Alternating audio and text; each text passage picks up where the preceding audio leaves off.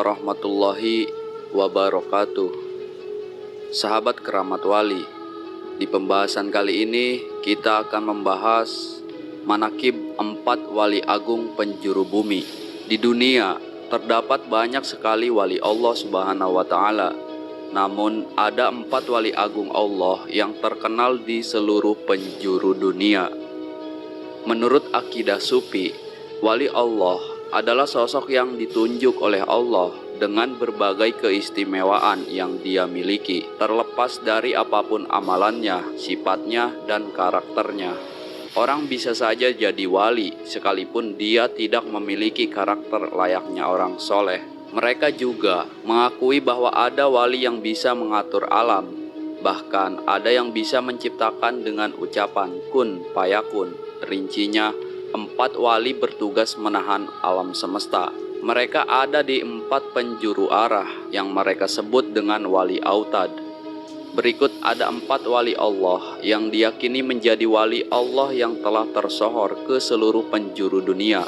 1. Syekh Abdul Qadir Al-Jailani. Syekh Abdul Qadir Al-Jailani memiliki nama lengkap Abu Muhammad Muhyiddin Abdul Qadir Al-Jailani. Beliau lahir di Jailan, sebelah Laut Kaspia, Iran.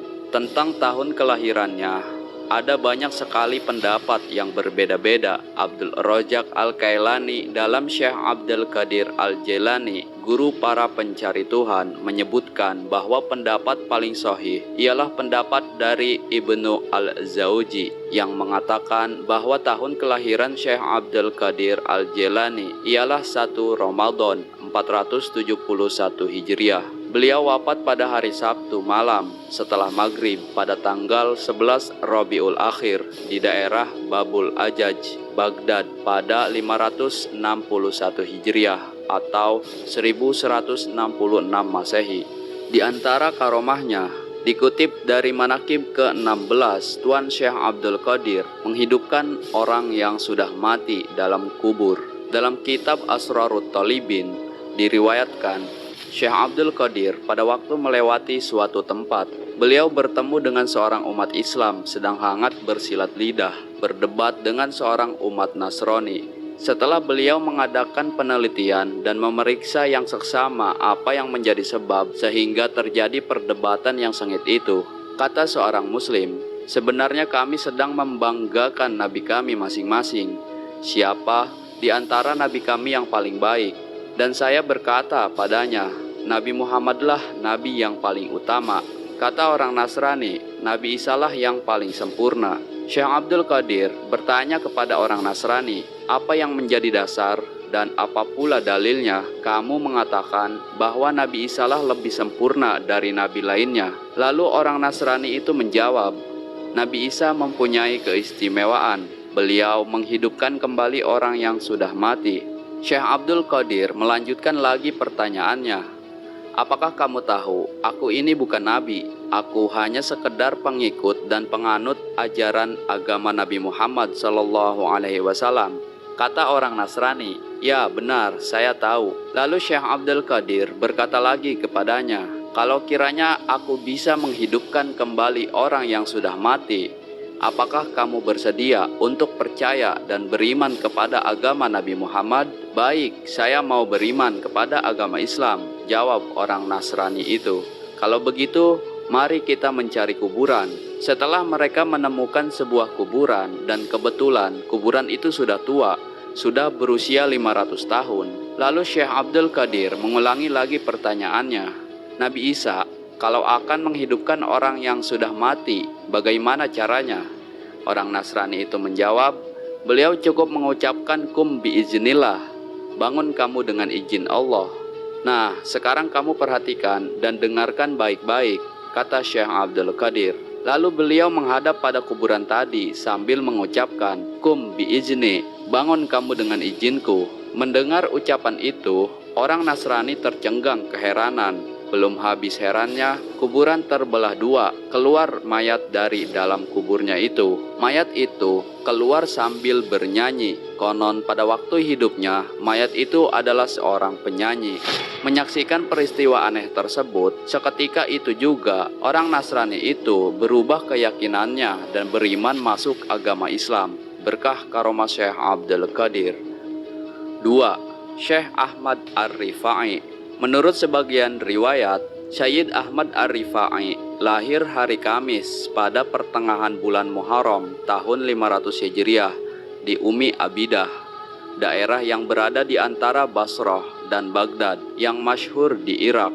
Sebelum lahir, Syed Ahmad Ar-Rifai sudah dibanggakan oleh sejumlah ulama terkemuka kala itu, di antaranya Syekh Al-Kabir Tajul Arifin Abul Wafa, Syekh Mansur, Syekh Ahmad Kumais, dan lainnya. Syekh Ahmad Ar-Rifai rahimahumullah wafat pada waktu zuhur hari Kamis 12 Jumadil Awal tahun 578 Hijriah. Di antara karomahnya, mencium tangan Rasulullah Shallallahu Alaihi Wasallam. Pada tahun 555 Hijriah, saat itu Syekh Ahmad Ar-Rifai berumur 43 tahun. Beliau berangkat ke Mekah untuk melaksanakan haji. Setelah di Mekah, beliau pergi ke Madinah untuk berziarah ke makam Rasulullah Shallallahu Alaihi Wasallam. Setelah sampai di Madinah, Syekh Ahmad Ar-Rifai dan para jamaahnya menuju masjid makam Rasulullah Shallallahu Alaihi Wasallam di Masjid Nabawi. Saat itu nampak pada para jamaah karomah Imam Ar-Rifai. Para jamaah melihat dengan mata kepalanya sendiri bahwa Rasulullah Shallallahu Alaihi Wasallam menjawab salam dari Imam Ar-Rifai. Imam Ar-Rifai berkata, "Assalamualaikum wahai datuku." Lalu datang dari dalam hujrah Rasulullah Shallallahu Alaihi Wasallam suara, "Waalaikumsalam wahai anakku." Imam Ar-Rifai lalu masuk ke dalamnya dalam keadaan gemetar dan menggigil, sehingga warna kulitnya menjadi kekuning-kuningan.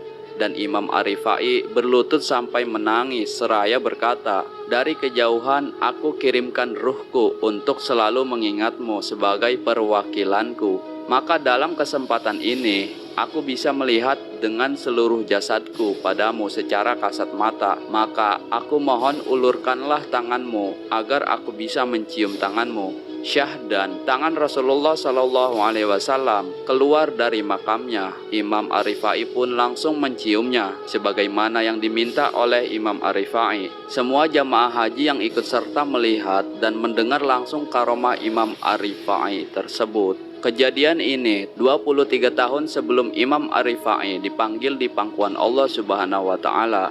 3. Syekh Ahmad Badawi. Mengenal Syekh Ahmad Al-Badawi, yang mana beliau yaitu merupakan seorang syekh yang sangat terkemuka di Jazirah Arab dan Timur Tengah. Beliau juga dikenal sebagai Al-Sayyid Al-Badawi, yaitu seorang muslim Sunni Mesir, mempunyai nasab mulia. Ia sebagai satu tiang pilar dari 4 kelompok sufi. Syekh Ahmad Al-Badawi tergolong wali Allah yang menempati makom kutub al-Aulia al-Ghaus al-Azim Andal Puthuah terbesar di Mesir, yang kemasyhurannya dikenal oleh banyak orang. Syed Ahmad Al-Badawi lahir di kota Fez yang sekarang bernama Maroko pada tahun 596 Hijriah. Beliau wafat di Tanta, Mesir pada tahun 675 Hijriah atau 1276 Masehi. Di antara karomahnya, karomah Syekh Ahmad Al-Badawi ialah mukanya bercahaya, sehingga kan beliau melilit wajahnya sebanyak 2 kali dengan sorban beliau. Pada suatu ketika, seorang anak murid beliau meminta untuk melihat wajah Syekh Ahmad Al-Badawi, tetapi beliau menolak permintaan anak muridnya itu pada awalnya. Atas desakan yang kuat, beliau membenarkan anak muridnya ini melihat wajah beliau. Semasa melihat wajah Syekh Ahmad Badawi, anak muridnya itu meninggal dunia terkejut melihat wajah Syekh Ahmad Al-Badawi yang bercahaya. Semenjak peristiwa itu, beliau tidak pernah membuka lilitan sorbannya, dan anak muridnya yang meninggal dunia itu diklasifikasikan sebagai mati syahid karena meninggal dunia semasa menuntut ilmu. Pernah suatu ketika Syekh Ibnul Laban mengumpat Sayyid Ahmad Al-Badawi. Seketika itu juga hafalan Al-Quran dan iman Syekh Ibnul Laban menjadi hilang. Ia bingung dan berusaha dengan beristighosah dan meminta bantuan doa orang-orang terkemuka di zaman itu agar ilmu dan imannya kembali lagi. Tetapi tidak satupun dari yang dimintainya doa berani mencampuri urusannya karena terkait dengan Sayyidil Ahmad Al-Badawi. Padahal diriwayatkan saat itu Syed Ahmad Al-Badawi telah wafat. Orang terkemuka yang dimintainya doa hanya berani memberi saran kepada Syekh Ibnul Laban agar dia menghadap Syekh Yaqut Al-Arsy, waliullah terkemuka pada saat itu, dan Khalifah Sayyid Abul Hasan As-Saizili. Ibnu Laban segera menemui Syekh Yaqut dan minta pertolongannya dalam urusannya dengan Sayyidil Ahmad Al-Badawi. Setelah diminta pertolongan oleh Syekh Ibnu Laban, Syekh Yaqut Arsy berangkat menuju ke makam Sayyidil Al-Badawi dan berkata, "Wahai guru, hendaklah Tuan memberi maaf kepada orang ini." Dari dalam makamnya terdengar jawaban, "Ya sudah, tapi dengan syarat ia mau bertobat." Syekh Ibnul Laban pun akhirnya bertobat, dan tidak lama kemudian kembalilah ilmu dan imannya seperti sedia kala.